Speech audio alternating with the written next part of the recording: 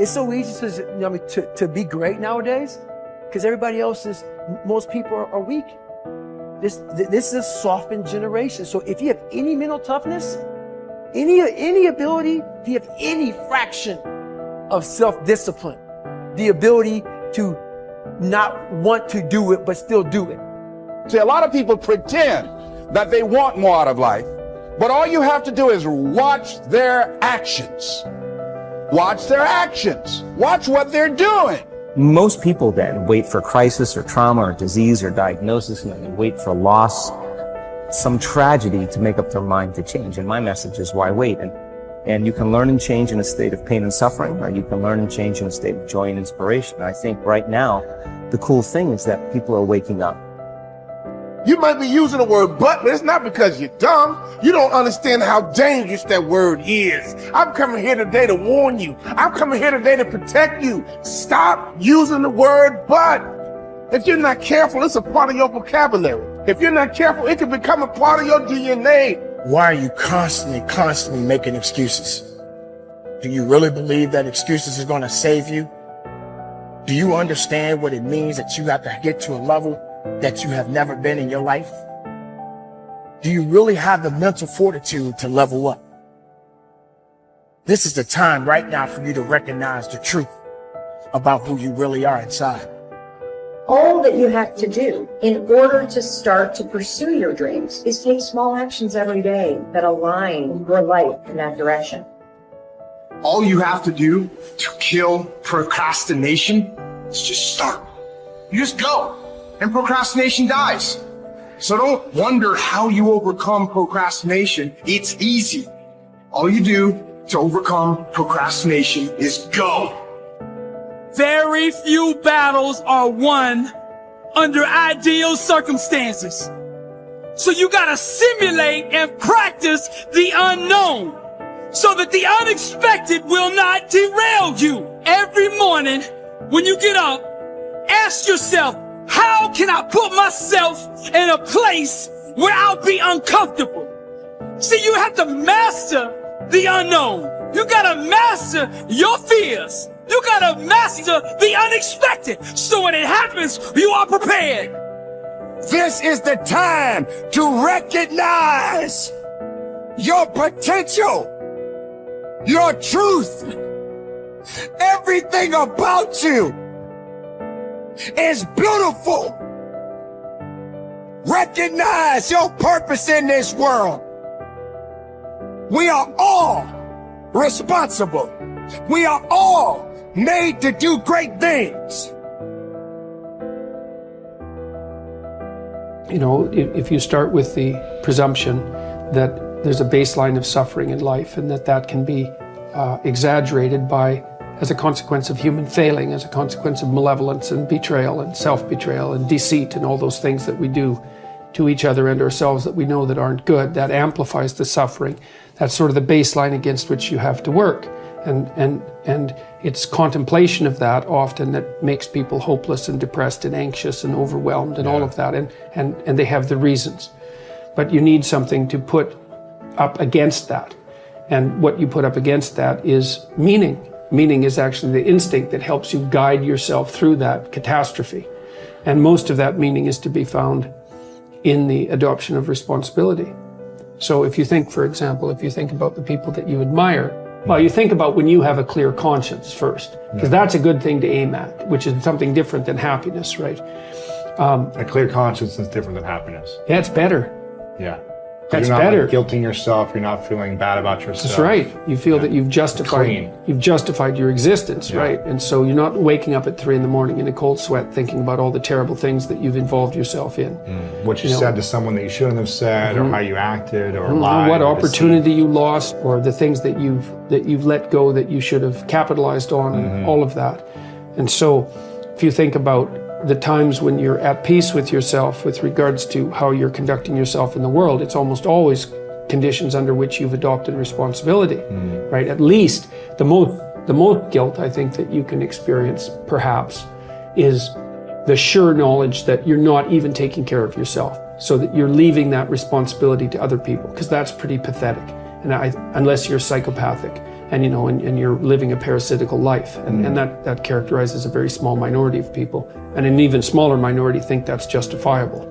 But most of the time you're in guilt and shame because not only are you not taking care of yourself, let's say, so someone else has to, but you're not living up to your full potential. And so there's an existential weight that goes along with that. If you don't learn how to effectively, not destructively, because that's where most people go, they get into an endless loop of self-punishment, which is totally ineffective. But if you don't learn to punish yourself, you will never get where you want to go. Now, that needs to pale in comparison to the amount of time that you reward yourself, and you need to earn that reward. If you're just lavishing yourself with emotional praise and you haven't done anything, then I think that will cheapen it, will ultimately mean nothing. And quite frankly, I don't think you can really bamboozle yourself. I don't think if you try to praise yourself for stupid shit, I think some part of you knows you haven't done anything to deserve that praise. But when you set a bar and you meet that or exceed that, to then tell yourself, hey, you did it. You said you were going to do it. You did it. And that is worthy of praise. And getting good at praising yourself is incredibly important.